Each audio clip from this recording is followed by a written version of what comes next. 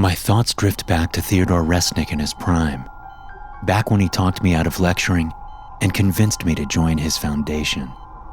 Resnick stood over 6 feet tall, barrel-chested, with a large walrus mustache. It was fiery red but streaked with gray, much on par with the cigars he was always so fond of smoking. Despite his intimidating presence, Overseer Resnick approached every new discovery with a child's energy and optimism. He was an adventurer and one of the founding members of the SCP Foundation. He was the first overseer, one of the original 5. Those days are long behind him. They have been for years. I look at the man, my mentor, my captain, as I have every day since he stopped talking, retreated into the prison of his own body. His once prominent muscles have given way to age and sag off his body. His skin is leathery and translucent, practically transparent. His head tosses against the pillow, his mouth quivering with unspoken words. The cigars denied to him for years lay mostly untouched in a box, but I lit one and left it burning on the window's seal, just so that he can savor the smell. Overseer Resnick had retired quietly almost 20 years ago. It was no grand send-off. He walked away quietly and left the Foundation in the care of the next generation. Due to the nature of his work, he was never close to his children. They had left him to rot in a hellhole, posing as a nursing home. After I found out, I filed a motion to have him moved to my site, where he would have the best medical attention that money can buy. In all my time here, it's the only motion I've filed that passed unanimously between the overseers and the ethics committee. The years have caught up with Overseer Resnick. Not even the vast anomalies at our disposal could prevent that. Yet, I still come and see him and report my findings. All the while, he just sits in bed, drooling, unable to move or even use the bathroom without the nurse's aid. Today, though, I am silent. I am brought to a halt by the news from one of the nurses. The old bear has clung on this long, but his body and mind are finally out of fight. There's nothing anyone can do to save him, not even me.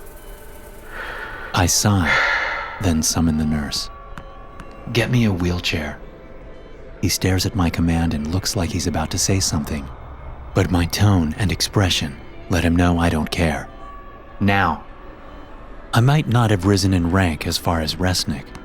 Content with my limitation, I've instead mustered all my power as the director of Site 1. My orders are obeyed without question, and there are few people I have to answer to.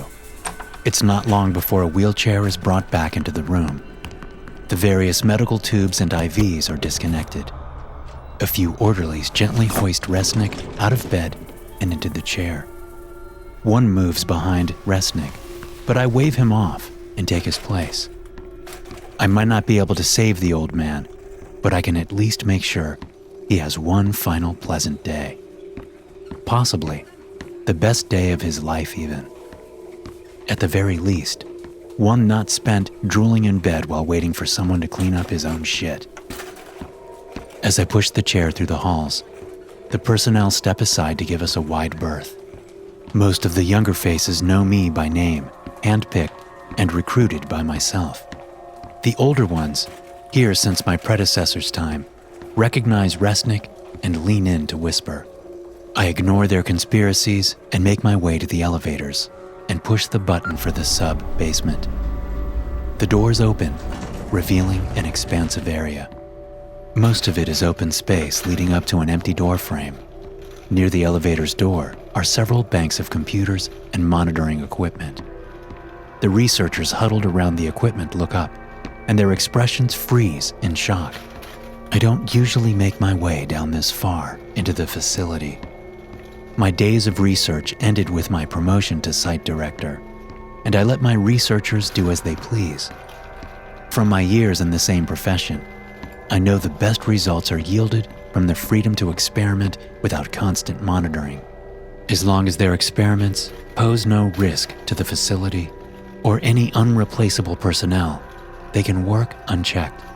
But then, today is a special exception. Ignoring their gaze, my eyes focus on SCP-3729. It looks harmless and ordinary, a simple wooden door frame in the middle of a concrete wall. Cameras are perched around it, capturing it from every angle. It's one of the more benign items cataloged within Site-1, but even benign items can lead to chaos. We have found out the hard way. We have strict rules on who may proceed through the threshold now. The most important rule is that nobody with ill will toward the Foundation is allowed to cross SCP-3279. Next, nobody with the desire to commit any sort of crime. And finally, nobody with a history of cruel or unusual behavior. While experimentation with the third category did yield impressive results to the power of the anomaly, ultimately, the attention from local law enforcement made it more trouble than it was worth. Fortunately, I can think of no other person more qualified or more deserving to go through than Overseer Resnick. As I push him toward the doorframe, one of the lead scientists breaks away from the pack and stalks alongside me. Dr. Gonzalez hesitates before clearing his throat. Director Foster, may I ask what your intention is? My hands tighten around the wheelchair's handles. It's been a long time since anyone has dared to ask me a question in my facility. I'm taking Overseer Resnick through the anomaly. Sir, protocol strictly states, do you know who this is? My question is laced with anger and cuts Gonzalez short. He glances towards Resnick and bobs his head. Without this man, there would be no protocol. There would be no Foundation. You owe your clearance and all of your accomplishments to this man. Do you understand, Dr. Gonzalez? A slight nod is the only answer he gives me, but the unease is plain on his face. I sigh with irritation. Dr. Gonzalez, if it pleases you, you can note your objection in the logs. As site director, it's my prerogative to use any artifact as I see fit. With my rebuke finished, Gonzalez slinks away with his head lowered, and I push Resnick forward. Nobody ever stopped to question his duties while he was running things. Even though I enjoy the power of my rank, sometimes I long for the old days. I know that's probably why I'm doing this now, and why any reports Gonzalez files might get attention. Not that any formal documentation will do him much good. Resnick is still revered in the Foundation, and, unlike most of us, he somehow picked up very few enemies. I feel the cameras on me as we walk through SCP-3729. There's no buzz of energy or any sign of activation except my own nerves in my stomach. I walk through with Resnick once, then back up, and walk back to the elevator without saying anything. I return Resnick to his private quarters, then retreat to my own, and retire for an early night. For once, my conscience is clear as my head lands on the pillow. Resnick was first. Though we both walked through together, the event will be confined to him. The old man will wake up to the best day of his life. I wonder what that means for him. No doubt cigars, brandy, and a friendly chat. Smiling, I close my eyes and let sleep wrap around me. I wake up choking on my own sweat. It clings to me, soaked through my very being, staining my sheets. Sitting up in bed, I stare at the clock. 5 a.m. The heat simmers in the air. My room is monitored by advanced climate control systems. Why did it fail? The screams tear my attention toward the door. Not bothering with changing my clothes, I open my door. The halls are filled with fire, as if the facility has been dropped into hell itself. Researchers run through the halls, the flames making short work of their lab coats and rapidly consume the flesh beneath. A security guard slumps against the wall, the flames turning his armor into pools of reeking plastic. I choke on smoke and drop to the floor. The tiles burn like heated stones as I drag myself along the hallway, but I endure the pain. Better to blister and burn my skin than to die of smoke inhalation. During my slow, agonizing crawl, the impossibility of the situation slams in on my mind. A fire shouldn't be possible. Every corner of the site is monitored for any signs of threat, both inside and out. Even if it had been an electrical surge, backups are in place to prevent any sparks from becoming an inferno. The sprinkler system should have come on by now, drowning out the flames in a sea of freezing water. But the air remains oppressively dry, and even this low to the ground, the smoke billows around me. A light breaks through the flames. It's brighter and gentler than the one surrounding me.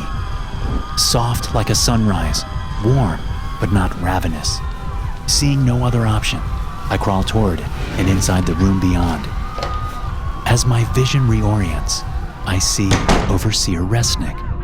He's sitting in the comfy chair I usually sit in, an oversized bathrobe wrapped over his body. He sits in the bright morning sun, somehow shining through the metal door slammed over the window. Raising a cigar to his lips, he smiles and beckons me forward to the chair opposite him. Adrian, so glad you could make it. Overseer Resnick, I stand and cough. We have to get you out of here. The fire. Oh, there'll be no escape. Resnick beams and fills a glass full of brandy. Best have a drink while you can. I hear suffocation is a terrible way to go, but I don't know anything that purges half as well as fire. His words nearly knocked me over. I feel the world spin, and I place my hand against the wall to remain upright. The heat scorches into my flesh and snaps me back to reality. I stare at him, his words playing over again in my mind. You did this? Why? Resnick inhales deeply on the cigar. I haven't been able to speak or move in, how long has it been? 10 years? But I could still hear everything you said, Adrian. All of your updates, all of your tortures in the name of progress. I ball my hands into fists. I did everything that was asked of me. My research has unlocked mysteries and advancement that have made the Foundation secure, contain, protect. Resnick bellows, slamming his fist into his chair with every word. 3 simple words, 1 simple mission, none of which were chosen lightly. We were supposed to discover these items and protect people from them. Now, look at what the Foundation has become. Hell, just look at SCP-3729 alone. How many people did you let die to test the limits of its power? How many death warrants have you signed off on in your role as director? I shake my head and stare at him. You started all this. All of this wouldn't be possible without you. Yes, that's true. Resnick reaches for his drink and takes a long pull. But that's what happens when you live as long as me. Sometimes you watch helplessly as your greatest accomplishments become your biggest regrets. I'd rather see the Foundation burn to the ground than continue with the mockery it has become. The heat builds around us as the flames crawl through the room. I scream as they climb up my legs, devouring my flesh in flashes of searing pain as my skin blackens. The fire burns the screams from my throat, and I look over to see Resnick smiling even as the fire greedily washes over him. Thank you, Adrian. Thank you for giving me one last day to set it right.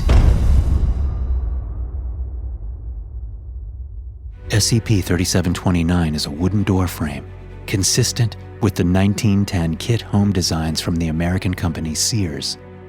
SCP-3729's anomalous effects manifest when a human subject walks through the door frame.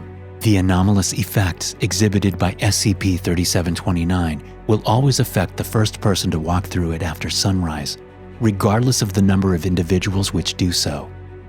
SCP-3729's first and most consistently observed anomalous effect is that, the day after SCP-3729-1 walked under SCP-3729, SCP-3729-1 will wake up to the sunrise, regardless of whether or not the sun is visible from their position, and will report feeling remarkably well rested, independent of how much sleep they actually received.